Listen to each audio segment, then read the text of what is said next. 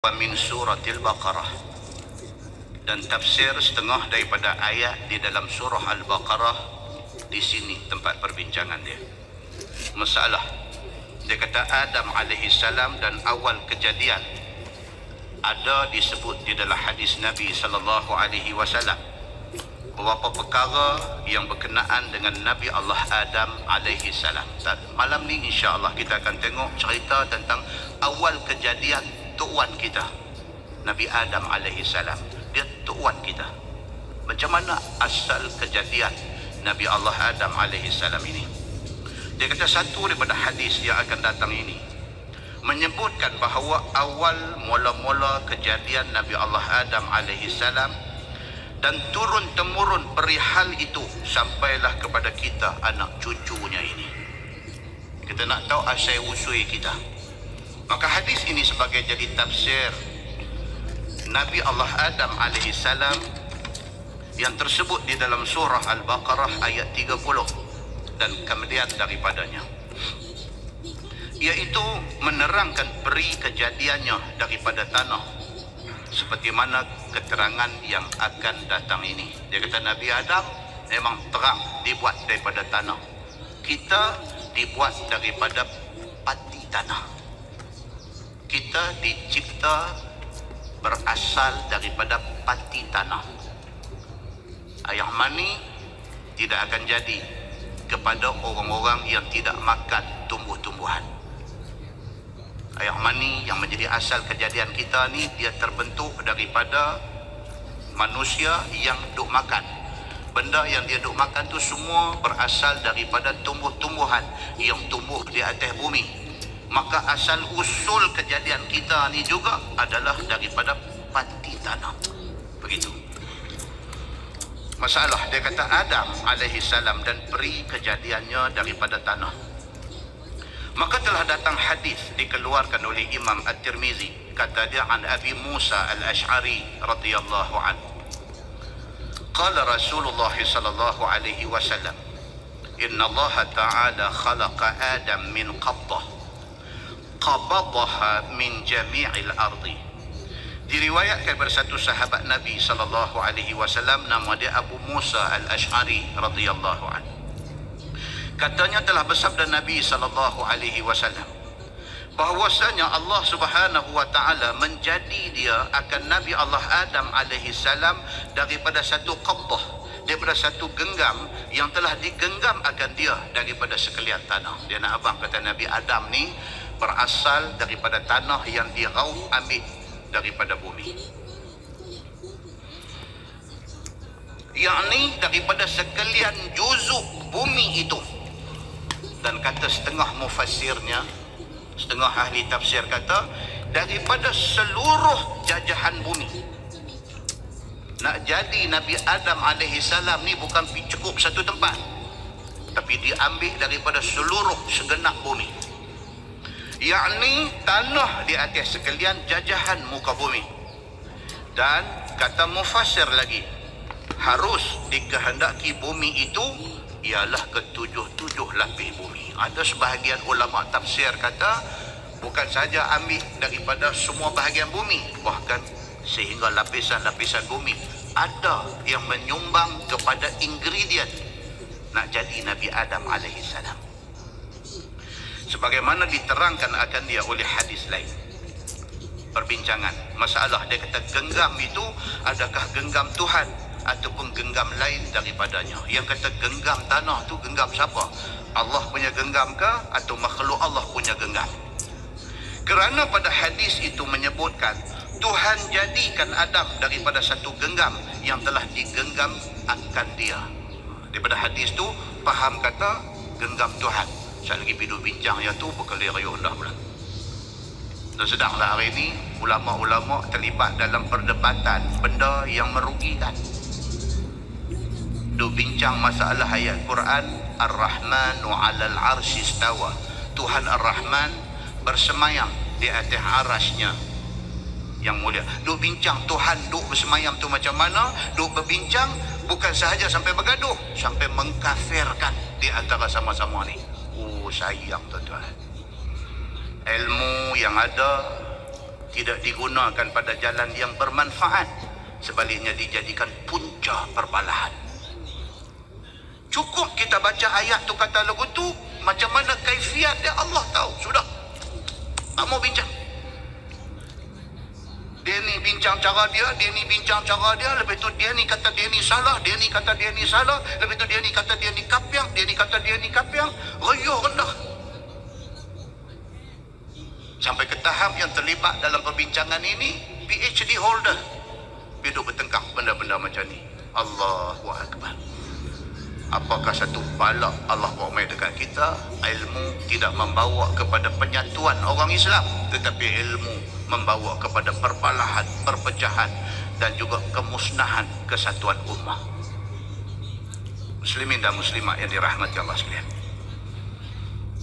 Kata Azizi, dan telah berkata Al-Munawi syarah bagi kitab Jami' As-Saghir, maha besar kerjaan Allah Subhanahu wa ta'ala dengan sekalian yang maujud, semuanya menurut kehendak dia. Cantik dia kata. Dia kata God is great. Allah Subhanahu wa ta'ala Tuhan maha besar. Bukan kita orangnya nak hidup bincang genggam tu genggam Tuhan ke genggam siapa. Allah Tuhan maha besar. Apa yang dia kata kita dengar, tu sadu tanya. Bukannya ada di sana itu genggam sebagai genggam kita, pada hakikatnya bahkan semuanya menurut perintah, di bawah perintah Allah Subhanahu wa ta'ala. Adapun maksud hadis itu bahwasanya Allah Subhanahu wa ta'ala perintahkan malaikat Israel menggenggamnya, maka jadilah genggam itu genggam hakiki. Ada satu riwayat hadis kata, yang hidup genggam tanah, ambil sana sikit, sini sikit, sana sikit, sini sikit, mai campur-campur adun bagi jadi Nabi Allah Adam alaihi salam. Yang kerja hidup genggam itu, kata dalam setengah riwayat, itu kerja malaikat maut ataupun Azazil, Israel. Azazil ini ada setengah riwayat mengatakan dia ketua kepada semua malaikat. Ada setengah riwayat kata Azazil itu adalah Jibril. Tu saya bincang benda tu. Yang pentingnya satu malaikat hamba Allah diperintahkan untuk pergi ambil tanah-tanah ni semua, nak jadikan Nabi Allah Adam alaihi salam. Sabda Nabi sallallahu alaihi wasallam, "Faja'a banu Adam ala qadril ardi, faja'a minhumul ahmar wal abyad wal aswad wa baina dhalik was sahl wal hazan wal khabith wat tayyib." Dia kata, maka mailah anak cucu Nabi Allah Adam alaihi salam ini pada kadar bumi. Oleh kerana Adam tu sendiri dijadikan daripada sumber tanah yang berbagai-bagai, daripada segenap pelusuk tempat, daripada lapisan yang bermacam-macam, maka anak cucu Adam ni dia keluar mai di atas dunia ni rupa macam-macam. Dia kata, maka datanglah macam-macam rupa dan berbagai-bagainya. Setengah mereka itu berwarna kulit mereka merah. Ada manusia kulit merah, dan ada yang warna putih, ada yang warna hitam, dan ada yang antara demikian itu, yakni antara merah dan putih, yakni antara putih dengan hitam dan sebagainya.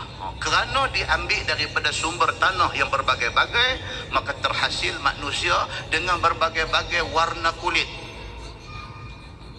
Kita tengok tuan-tuan, Allah Subhanahu wa ta'ala yang kata Allah is great. Tak tahu berapa suku bangsa, tak tahu berapa ribu bahasa, tak tahu dalam dunia ni. Arab saja berapa macam Arab tu ada. Saudi cara Saudi, Mesir cara Mesir, Kuwait cara Kuwait, Iraq cara Iraq, sat lagi Sudan pun Sudan. Arab saja pun macam-macam. Yang Yaman cara Yaman, Arab saja pun. Kita dalam rumpun Melayu kita ni pun macam-macam Melayu dah ada ni. Kita sendiri pun tak tahu Melayu apa kita ni pun, kita pun tak tahu ni kita ni. Yang kata duduk atas gelugong ni Melayu apa tak tahu. Dalam rumpun Melayu tu saja, Jawa pun Melayu, Banjang pun Melayu, apa macam-macam Melayu dah ada. Dalam kata rumpun Melayu di Malaysia ni saja, bahasa dia Penang dengan Kedah nampak macam nak serupa, ada tak serupa dia. Yang kata Pulau Pinang ni saja, Pinang seberang ni dengan Pinang pulau ni tak serupa. Kita di sini kata tak serupa. Langkah jambatan pergi balik sana tak serupa. Yang duk kata dalam Malaysia ni saja Negeri Sembilan, cara Negeri Sembilan dengan Melaka ni, negeri bukan besar mana pun, Negeri Sembilan kecil, Melaka pun kecil, cakap tak serupa. Dia ni dengan Eden Esay, dengan ini yang Eden bongang ni. Satu hak mai balik sini Melaka ni dengan Besau, dengan apa semua, negeri kecil-kecil duduk sebelah-sebelah, berbeza cakap. Kelantan Terengganu, cara Kelantan Terengganu besut pula dah. Dia ni Kelantan ke Terengganu pun tak tahu. Poskod Terengganu, kecek Kelantan. Kepelbagaian ini membawa kepada kebesaran Allah Subhanahu wa taala bagi orang yang melihat dan berfikir. Allah jadikan perbezaan ini bukan untuk berkelahi. Allah jadikan perbezaan ini bukan untuk bergaduh. Allah jadikan perbezaan ini bukan untuk masing-masing nak penaik kata dia lebih baik daripada yang lain. Allah jadikan semua ni lita'arafu, supaya saling kenal mengenai di antara satu sama lain. Muslimin dan muslimat yang dirahmati Allah sekalian. Dan datang pada tabiat mereka itu lemah lembut. Ada yang keras perangai, ada yang kasar tingkah laku, ada yang jahat, ada yang baik. Maka jahat itu ialah kafir dan munafik, yang baik itu ialah orang mukmin, kata kitab ini. Ada setengah orang kasar, dia kasar tu bukan dia jahat, style dia kasar. Dia jumpa kawan, dia pergi, dia tabuh dia belakang, dia tercelaka, lama tak jumpa. Bukan bergaduh, mesra. Cara dia macam tu, cara dia kasar. Dan kawan yang kena tabuh kusyuk, dia tak sakit, dia tak marah. Kena debu, kata gelak kah. Tuan-tuan, Allah jadikan semua benda ni. Pasal apa? Pasal asal kejadian Adam daripada tanah yang diambil daripada merata tempat, maka lahir umat manusia. Anak cucu Adam ni warna kulitnya berbagai-bagai, bahkan tingkah laku perangai juga berbeza-beza.